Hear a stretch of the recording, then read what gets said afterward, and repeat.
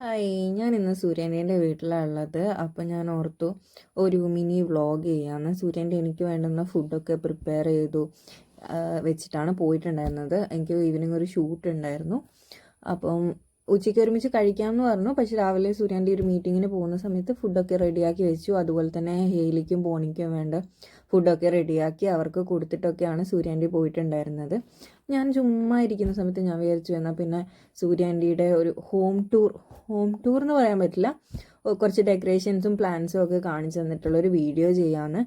ഈ വീട്ടിലെ മെയിനായിട്ടുള്ള ഹൈലൈറ്റ് എന്താണെന്ന് വെച്ച് കഴിഞ്ഞാൽ കുറേ ഫോട്ടോസ് ഉണ്ട്.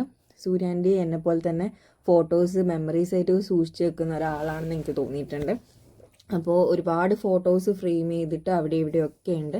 പിന്നെ അധിക സാധനങ്ങളും വന്നിട്ടുള്ളത് വുഡനിലാണ്. അപ്പോൾ ഈ ഒരു സാധനം വന്ന് നോക്കിയേ, ആ ഒരു ടേബിളിൻ്റെ താഴെ ഇങ്ങനെ സ്റ്റോൺസൊക്കെ വെച്ച് ഇത് ആമടപ്പെട്ടി അതിലൊക്കെ എനിക്ക് ഭയങ്കര ക്രേസാണ്. പിന്നെ ഒരു ആനയുണ്ട്. ഞാൻ വീട് വെച്ച് കഴിഞ്ഞാൽ ഒരു ആനേനെ വാങ്ങിക്കണം എന്ന് എപ്പോഴും ചിന്തിക്കാറുള്ളതാണ്.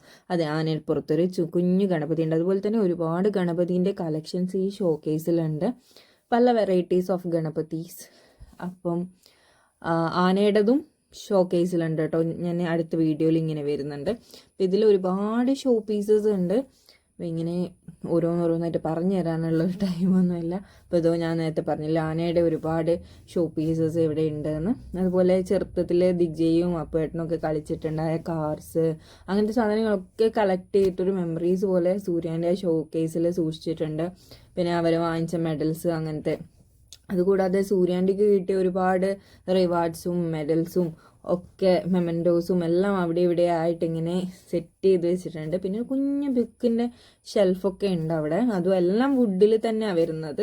അത് തന്നെയാണ് മെയിൻ. ആ കാണുന്ന ഷോ പീസസിൻ്റെ ഒക്കെ ഒരു നമ്മൾ ഹൈലൈറ്റ് ചെയ്തിട്ട് പെട്ടെന്ന് ഇങ്ങനെ ശ്രദ്ധ പോകുന്നത്, ഒരു അങ്ങനത്തെ സാധനങ്ങൾ ഇഷ്ടപ്പെടുന്ന ആൾക്കാർക്ക് പെട്ടെന്ന് കണ്ണുപോകും. അതുകൊണ്ടാണ് ഞാനൊരു വീഡിയോ ചെയ്ത് കളയാമെന്ന് വിചാരിച്ചിട്ടുണ്ടായിരുന്നത്. ഇപ്പോൾ സോഫാസും കാര്യങ്ങളൊക്കെ വരുന്നുണ്ട്. എല്ലാം വുഡിലുള്ളൊരു എന്താ പറയുക, റോയൽ ടച്ചിലാണ് വരുന്നത്. പിന്നെ ഇവിടെയാണ് നമ്മളെ ടി വിൻ്റെ മുറി വന്നിട്ടുള്ളത്. അവിടെയും കുറേ ഡെക്കറേഷൻസും കാര്യങ്ങളൊക്കെ ഉണ്ട്. പിന്നെ ഈ ഒരു സ്റ്റാച്യു, ഇത് ഞാൻ ചെറുപ്പം മുതലേ ആ വീട്ടിൽ കാണുന്നൊരു സ്റ്റാച്യു ആണ്. അതുകൊണ്ട് എപ്പോഴും ഞാൻ ഇങ്ങനെ നോക്കും. ആ സ്റ്റാച്യു അപ്പുറത്ത് ചില സമയത്ത് അപ്പുറത്തുണ്ടാവും, ചില സമയത്ത് ഇവിടെ ഉണ്ടാവും. അപ്പുറത്ത് കാണാത്തപ്പോൾ ഞാൻ ഇവിടെ പോയി പൊട്ടിപ്പോയോ എന്നൊക്കെ ചിന്തിക്കും. പിന്നെ ഇതിപ്പോൾ അടുത്ത് പെയിൻറ് ചെയ്ത സമയത്ത് കൊടുത്ത ടെക്സ്ചറാണ്. അതും ഒക്കെ അടിപൊളിയായിട്ടുണ്ടായിരുന്നു.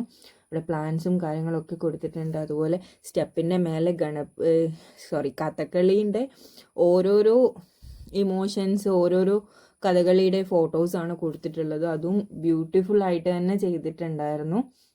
പിന്നെ ഇൻഡോർ പ്ലാന്റ്സും കുറേ ഇവിടെ ഉണ്ട്. അതുപോലെ തന്നെ പുറത്തും പ്ലാന്റ്സിൻ്റെ ഒരുപാട് വെറൈറ്റീസ് ഉണ്ട്. അത് ഞാൻ ജസ്റ്റ് ഒന്ന് ഇപ്പോൾ ഈ ഒരു വീഡിയോ കഴിഞ്ഞ് ഇങ്ങനെ പോകുന്ന സമയത്ത് കാണാൻ പറ്റും. ഇതാണ് ഇവിടുത്തെ മിറർ. എല്ലാത്തിനും ഓരോരോ എന്താ പറയുക, ഓരോരോ സിഗ്നേച്ചർ ഉണ്ട് എന്നൊക്കെ പറയുന്ന പോലെ. പിന്നെ നമ്മൾ അധികം യൂസ് ചെയ്യാത്ത പ്ലേറ്റ്സൊക്കെ നമ്മൾ എന്തായാലും കബേർഡിൽ കയറ്റി വെക്കുമല്ലോ. അതുപോലെ തന്നെ പല വെറൈറ്റീസ് ഓഫ് പ്ലേറ്റ്സും കാര്യങ്ങളും ഒക്കെ അവിടെയുണ്ട്. ഞാനിങ്ങനെ എക്സ്പ്ലെയിൻ ചെയ്ത് തരാമെന്ന് പറയുമ്പം എക്സ്പ്ലെയിൻ ചെയ്ത് ആ ഒരു സമയം കൊണ്ട് പെട്ടെന്നൊന്നും തീരില്ല. ഞാൻ പറഞ്ഞില്ലേ, സൂര്യാൻ്റിക്ക് കുറേ കിട്ടിയ മൊമെൻറ്റോസും കാര്യങ്ങളൊക്കെ അവിടെ ഉണ്ട്.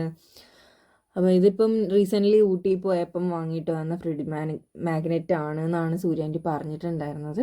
അതുപോലെ എനിക്ക് തോന്നുന്നു ഇത് അപ്പുവേട്ടൻ്റെ ദിഗ്ജയുടെയോ മറ്റോ കളിപ്പാട്ടായിരുന്നു. അതങ്ങനെയും സൂക്ഷിച്ച് വെച്ചിട്ടുണ്ട്.